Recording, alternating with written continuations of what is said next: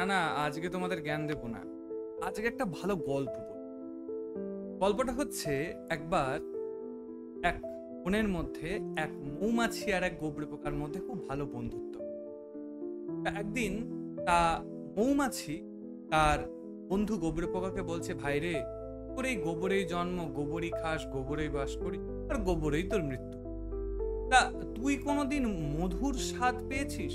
মধু খেতে কেমন জানিস? জানিস না কেন? কারণ এই গোবরেই তো থাকিস। তা আমি একদিন কাজ করব, যে মধুর স্বাদ কেমন বোঝাবো।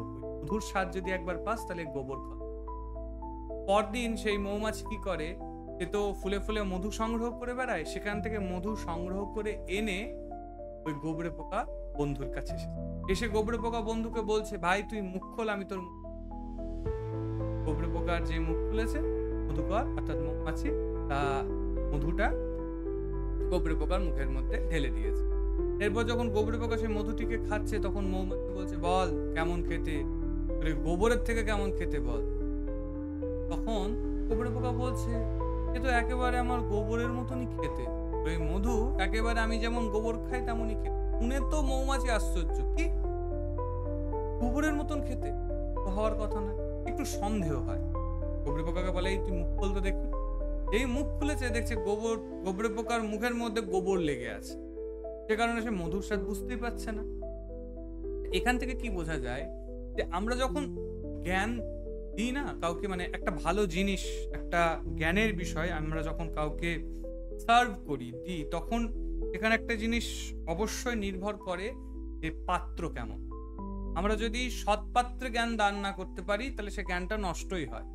যেমন ভৃত্যহরি খুব সুন্দর কথা নীতি শতকমে বলেছে, অজ্ঞ সুখম আরাধ্য সুখতরম আরাধ্যত বিশেষজ্ঞ জ্ঞান লবদ্দু বিদগ্ধম ব্রহ্মাপি নরং নরং। এই সংসারে এমন মানুষ দেখবেন যারা জ্ঞানী নয়, যারা কিচ্ছু জানে না, তাদেরকে আপনি জ্ঞান দেন, তারা তাতে সন্তুষ্ট হয়। যারা প্রকৃত জ্ঞানের মর্ম বোঝে, তাদেরকে আপনি যদি জ্ঞান দেন, তাহলে সেই জ্ঞান প্রাপ্তি করে তারা সন্তুষ্ট হয়। কিন্তু এই অল্প জ্ঞান প্রাপ্তি করে যারা নিজেদেরকে জ্ঞানী মনে করে, প্রকৃতপক্ষে এরা মূর্খ। মূর্খ মানে মানে নিরক্ষর না, এরা মোহগ্রস্ত।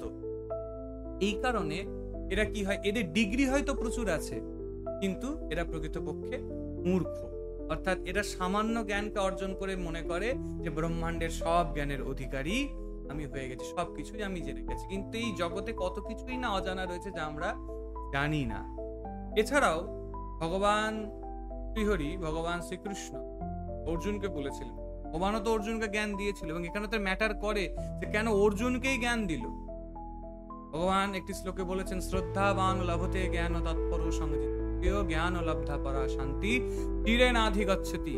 অর্থাৎ শ্রদ্ধাবান ব্যক্তি জ্ঞান লাভ করতে পারে, অশ্রদ্ধাবান ব্যক্তিকে জ্ঞান দেওয়াটাও মানে সময় নষ্ট করা, এবং সে সেই জ্ঞানটাকে কখনো গ্রহণও করতে পারে। তাই জ্ঞান যখনই আমরা দেব, তখন নির্ভর করছে যে জ্ঞান আমরা কাকে দিচ্ছি।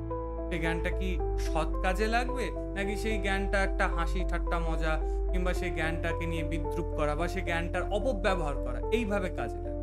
তো অবশ্যই জ্ঞান দেওয়ার আগে আমাদের দেখতে হবে আমরা জ্ঞানটা কাকে দিই।